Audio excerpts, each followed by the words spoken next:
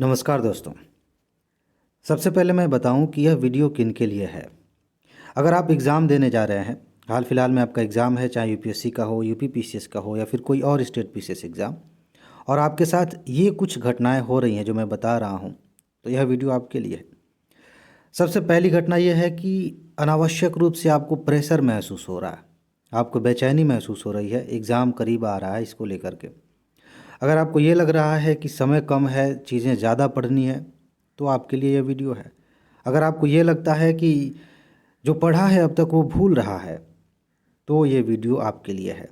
अगर आपको इस बात का डर है कि कहीं एग्ज़ाम में फ़ेल हो गए तो क्या होगा, तो यह वीडियो आपके लिए है। और इसी तरह की ढेर सारी सिचुएशन, और ये बात आप अच्छे से समझ सकते हैं, क्योंकि इन चीज़ों को वही लोग समझ सकते हैं जो इस साल एग्ज़ाम देने जा रहे हैं, जिनका एग्ज़ाम करीब है। ध्यान से समझिए, मैंने क्या लिखा है। सावधान भी रहना है और क्वालिफाई करना है तो यहाँ ध्यान भी देना है, क्योंकि सही मायने में जो बातें मैं बताने जा रहा हूँ एग्ज़ाम के टाइम पर यही काम आती हैं। कुछ एग्जाम्पल्स लेते हैं, आपको अच्छे से समझ में आ जाएगा। एक व्यक्ति है जो बहुत अच्छा साइकिल चलाता है, वो साइकिल की रेस में जाना चाहता है, ठीक है, बहुत अच्छा रेसर है, या बाइक चलाता है या कार चलाता है। रेस में गया, कौन सी ऐसी चीज़ है जो उसे रेस जिता देगी?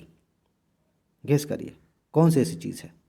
कार की रेस है, बाइक की रेस है, साइकिल की रेस है। कौन सी चीज़ उसे रेस जिताएगी? उसकी स्किल अपनी जगह है। अगर उसकी बाइक ख़राब हो, अगर उसकी कार ख़राब हो, पहिया खुल के कहीं और निकल गया, तो सारी स्किल धरी की धरी रह जाएगी। वो जो इंस्ट्रूमेंट है जिसके ज़रिए उसे जीतना है, वो क्या है? उसका वाहन, चाहे साइकिल हो, बाइक हो, कार हो, जिस तरह का रेस है। उसी तरह से आप एग्ज़ाम देने जा रहे हैं, कौन सी ऐसी चीज़ है जो आपको एग्ज़ाम क्वालिफाई कराएगी? किसका इस्तेमाल आप करने जा रहे हैं? आप अपने शरीर का, अपने दिमाग का, अपनी मानसिक स्थिति का इस्तेमाल करने जा रहे हैं। आपने सब कुछ पढ़ लिया है, बहुत महंगी कोचिंग कर लिया है, सब कुछ याद कर लिया है, लेकिन अगर आपका दिमाग परेशान है, आपका दिमाग बोझिल है, तो वही हालत है कि उस बाइक, उस कार, उस साइकिल रेसर का पहिया ढीला है, चैन उतर जा रहा है, ये सारी सिचुएशन हो रही है। वो कैसे रेस जीतेगा? अगर आपकी मानसिक स्थिति ठीक नहीं है तो आप कैसे रेस जीतेंगे? आप कैसे एग्ज़ाम में प्रश्नों को अच्छे से समझेंगे? यहाँ पर सामान्य तौर पर चीज़ें हम मिस कर जाते हैं, और कुछ और ऐसी सिचुएशन बन जाती है जिसे हम सामान्य मान रहे हैं, उससे दिक्कत बढ़ जाती है। जैसे कि घर वाले भी, दोस्त भी ऐसे समय में पूछते हैं कि डर तो नहीं लग रहा? इससे वो डर और बढ़ा देते हैं। परेशान तो नहीं हो रहा? अरे परेशान होने की ज़रूरत नहीं है, इससे आदमी और परेशान होने लगता है। कुछ टीचर्स भी ऐसी बातें करने लगते हैं, इससे समस्या और बढ़ जाती है। आपको यहाँ ध्यान देना होगा, और ध्यान कैसे देना है, कुछ प्रैक्टिकल बातें मैं बता रहा हूँ। इससे आपका काम बहुत आसान हो जाएगा, बहुत रिलैक्स हो जाएंगे। देखिए, सबसे बड़ी बाधा तो आप खुद हो सकते हैं, और हकीकत यही है कि ऐसा है। आपने अपने बारे में कुछ बातें सोच रखी हैं, उनकी वजह से आपको दिक्कत हो सकती है। जैसे कुछ लोगों के मन में ये रहता है कि मैं एग्ज़ाम के टाइम पे प्रेशर महसूस करता हूँ, वो खुद अपने लिए बाधा बना लेते हैं। अगर आपने कहीं भी इस चीज़ को बना रखा है तो अभी आपके पास समय है, अभी से ये कहना शुरू करिए कि एग्ज़ाम आपके लिए बहुत अच्छी चीज़ है, बड़ा मज़ा आता है, क्योंकि आपने नेगेटिव चीज़ अपने बारे में सोच रखी है, उसका असर दिख रहा है। पॉजिटिव सोचेंगे, असर दिखेगा। क्या जाता है, एग्ज़ाम देना ही है ना, तो रोते रोते देने से अच्छा है कि मुस्कुराते हुए दें, हल्के मन से दें। ये पहली बात है। लेकिन कुछ बाहर की चीज़ें हैं जहाँ से हमें ध्यान देना है, जहाँ से बचना है, वो बात मैं आपको बता दूं। ऐसे लोगों से बात करना बंद करिए जो आपको डीमोटिवेट करते हैं। कई दोस्त भी होते हैं, दोस्त की खोल में दुश्मन होते हैं, जो आपको कहीं ना कहीं से डायरेक्ट इनडायरेक्टली डीमोटिवेट करने की कोशिश करेंगे, और आपको पता भी नहीं चलेगा। अगर आप पर्याप्त ध्यान नहीं दें तो आपको लगेगा कि ये तो हमारा ख्याल रख रहा है या ख्याल रख रही है। तो आप ऐसे हर व्यक्ति से दूर रहने की कोशिश करिए, या फिर उन्हें समझाने की कोशिश करिए। कई लोगों से हम दूर नहीं रह सकते, ठीक है, तो आप उन्हें समझाने की कोशिश करिए कि देखो, इस तरह की बातें सुन के ना मुझे अच्छा नहीं लगता, मुझे नेगेटिव फीलिंग आती है, तो प्लीज़ ऐसी बातें मत करो। ये पहली चीज़। दूसरी बात यह है कि आप अपनी सेहत का ख्याल रखिए, फिजिकल जो सेहत है, फिटनेस है। क्योंकि ऐसे समय में क्या होता है ना, कई तरह की समस्याएं होती हैं, जैसे कब्जियत की समस्या होने लगती है, हल्का फीवर, थकान, ऐसी दिक्कतें होने लगती हैं। इसका संबंध हमारी मानसिक स्थिति से भी है, लेकिन इन दोनों का बड़ा ही अच्छा कनेक्शन है। अगर हमारा शरीर स्वस्थ है तो मन स्वस्थ रहेगा, मन स्वस्थ है तो शरीर स्वस्थ रहेगा, और इन दोनों में से कोई एक गड़बड़ है तो असर दूसरे पे पड़ेगा। तो आप शरीर से शुरू कर सकते हैं। अगर मन पे कंट्रोल नहीं है आपका, अपना ख्याल रखिए, अच्छी चीज़ें खाइए, हल्की चीज़ें खाइए जो अच्छे से पच जाए, बढ़िया से पेट साफ हो जाए। आपको हंसी मजाक की बातें लग सकती हैं, छोटी छोटी बातें लग सकती हैं, लेकिन एक मिनट रुकिए, लेकिन ये बातें बहुत ज़्यादा इम्पॉर्टेंट हैं।